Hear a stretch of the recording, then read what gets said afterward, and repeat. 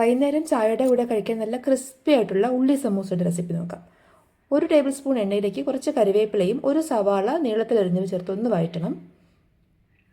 ആവശ്യത്തിനുള്ള ഉപ്പ് ചേർത്തിട്ട് വഴന്നു വരുമ്പോൾ 1 ടീസ്പൂൺ മുളക് പൊടിയും 1 ടീസ്പൂൺ ഗരം മസാലയൂടെ ചേർത്തിട്ട് ഒന്ന് മിക്സ് ആക്കിയിട്ട് മാറ്റി വയ്ക്കാം.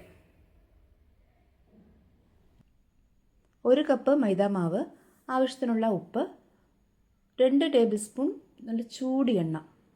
ഇനി വെള്ളം അല്പാൽപമായിട്ട് തളിച്ചിട്ട് ചപ്പാത്തി മാവിനേക്കാൾ അല്പം കൂടി കട്ടിയുള്ള പരുവത്തിൽ മാവ് കുഴയ്ക്കുക. ഇതിലേക്ക് 1 ടേബിൾ സ്പൂൺ എണ്ണ തടവി വെക്കണം. ഇനി ഒരു ഉരുള എടുത്തിട്ട് നല്ല തിന്നായിട്ട് പരത്തണം.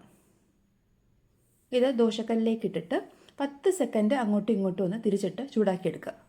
ഇതിൻ്റെ 4 സൈഡും മുറിച്ച് മാറ്റാം. എന്നിട്ട് റെക്റ്റാങ്കിൾ ഷേപ്പിൽ ഈ ഷീറ്റ് കട്ട് ചെയ്തെടുക്കണം. 3 എണ്ണം കിട്ടും. അതിലൊരു ഷീറ്റ് എടുത്തിട്ട് കോണിൻ്റെ ആകൃതിയിൽ മടക്കിയിട്ട് അതിനകത്തേക്ക് ഈ ഉള്ളി കൂട്ടി നിറയ്ക്കാം.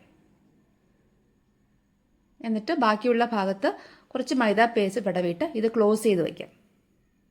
ഇതുപോലെ എല്ലാ ഷീറ്റും തയ്യാറാക്കിയതിന് ശേഷം ചൂടായ എണ്ണയിൽ വറുത്തെടുക്കാം. നല്ല ക്രിസ്പി ആയിട്ടുള്ള ഉള്ളി സമൂസ തയ്യാറായി.